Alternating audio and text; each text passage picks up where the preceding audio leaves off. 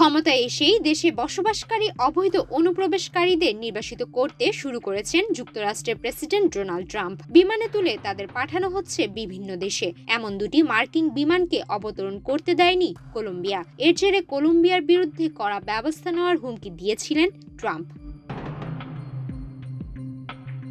Social মিডিয়ায় Trump লিখেছিলেন, কলম্বিয়ার সমস্ত জিনিসের উপর 25% শুল্ক বসানো হবে। এক সপ্তাহের মধ্যে তা 50% করা হবে। কলম্বিয়ার নাগরিকদের আমেরিকায় ঢুকতে দেওয়া হবে না ভিসা। কলম্বিয়ার শরণার্থীদের ফেরত না নেওয়া পর্যন্ত এই নির্দেশ জারি থাকবে। পাল্টা ব্যবস্থা নিয়েছিল কলম্বিয়াও। ট্রাম্পের ওই হুমকির পরেই সমস্ত মার্কিন জিনিসের উপর 25% শুল্ক আরোপ করে কলম্বিয়া প্রশাসন।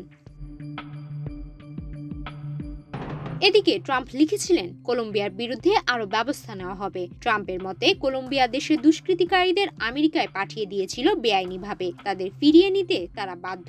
অবৈধ অনুপ্রবেশকারীদের বিমান নামতে না দিয়ে কলম্বিয়া আন্তর্জাতিক আইন অমান্য করেছে।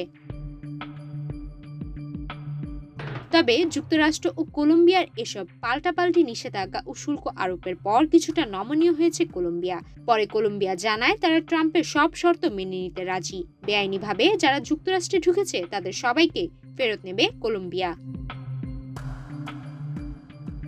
দেশটি জানায়, যুক্তরাষ্ট্র যদি অবৈধ কলম্বিয়ান অনুপ্রবেশকারীদের সামরিক বিমানে করেও ফেরত পাঠাতে চায় তাতেও কোনো আপত্তি নেই কলম্বিয়ার। এরপরেই কলম্বিয়ার ওপর 25% হারে জারি করা শুল্ক প্রত্যাহার করে নেয় যুক্তরাষ্ট্র।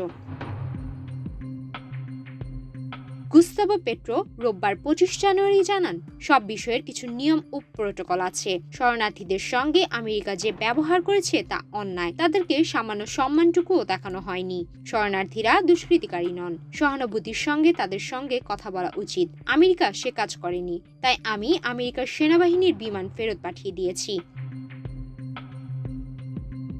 পেট্রো জানিয়েছিলেন, কলম্বিয়া থেকে আমেরিকায় যাওয়া শরণার্থীদের তিনি দেশে ফিরিয়ে আনতে প্রস্তুত, কিন্তু তাদের সেনাবাহিনীর বিমানে নয়, বেসামরিক বিমানে পাঠাতে হবে। তাদের সঙ্গে দুষ্কৃতিকারীদের মতো ব্যবহার করা যাবে না। সুমাইয়া মিতু, বাংলাদেশ প্রতিদিন।